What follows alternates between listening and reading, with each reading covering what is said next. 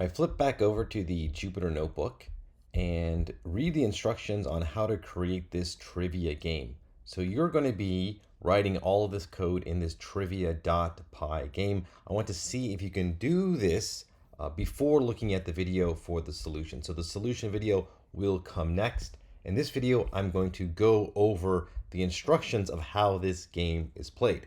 So it's going to be a simple game. It will take a little bit of code to write all of it. I believe all of my code is somewhere around 70 to 80 lines. So the way it's going to work is that there will be 5 questions so this is a game, there's going to be the person executing the code will be the user who is playing the game. They are going to be receiving 5 questions, each worth 10 points each. The user will answer 1 question at a time with their keyboard and pressing enter. So the way to code this is make sure to comment your code that is with the hash symbol. So that throughout you can add a few comments here and there. The first thing you'll do at the top is to define some variables. So you're going to keep track of the score. You're going to set it to be 0. You're going to keep track of the missed questions. First, you're going to set it to an empty list, and then you will append the missed questions to this as the person misses questions.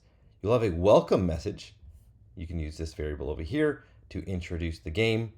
Make this a string, and if you're using a multi-line string, remember to use the triple quotes.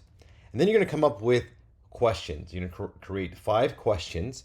They're going to be, just trivia, whatever you want, but just make them with simple, like, one-word answers.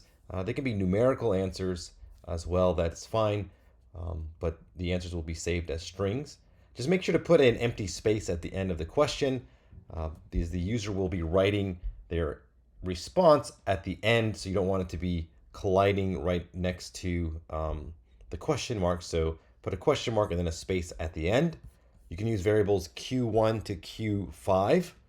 So q1, set it equal to a string, q2, set it equal to another string, and so on. Then you're going to create the answers. So I advise you to use A1 to A5. Use all lowercase strings for the answers, and that way it'll be just a little bit easier to check for correctness. We will lowercase the response the user gives and check it against these answers. So now the actual gameplay. So once you've created your library of questions and answers, you'll actually play the game. So the first thing you'll do is just print out the question number. So question 1, then you're going to collect the answer. This is something new. You're going to use the input built-in function.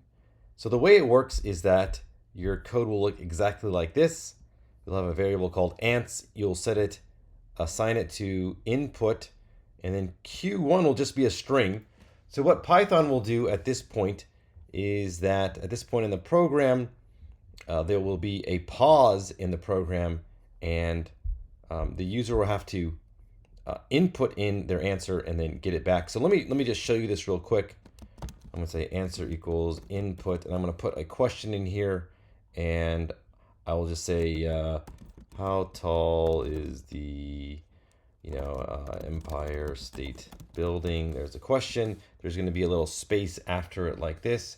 So just to show you what this is, when you execute this, notice that there's a star over here. That means the cell is still being executed, and it's waiting for a response. I'll just put 1800 in, I don't know how tall it is, 1855 feet, and I'll press enter.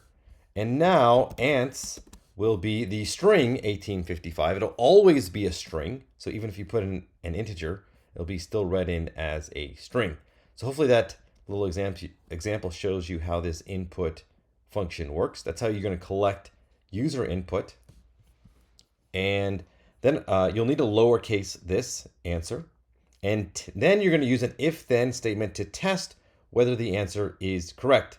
So you'll test it against A1 if it's the first one, A2 if it's the second one. If it's correct, you need to increase the score by 10. Otherwise, you need to append the question number as an integer to missed questions list.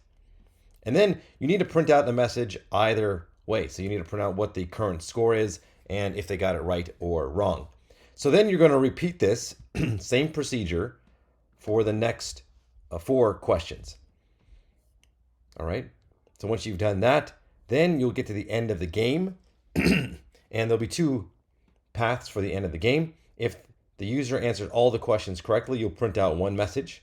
Otherwise, you'll print out a list of all the missed questions. Now, as you're doing this, so that is all the instructions. Hopefully it's not too difficult. As you are doing this, you should be testing out your code slowly. So you'll see this as I build it in the next video, but just write a little bit of code and then execute it. So go to your terminal, type in Python space trivia.py, execute it, see what the output is, see if it's running correctly, and then you can change it like that. Don't try to write the entire program in one go. Do it bit by bit, and then eventually you'll have the working program. And then you can test it with different inputs. You can put in right answers, you can put in wrong answers, and so forth. And then make sure that everything is working for all these different types of inputs. All right, so good luck with writing this little trivia game.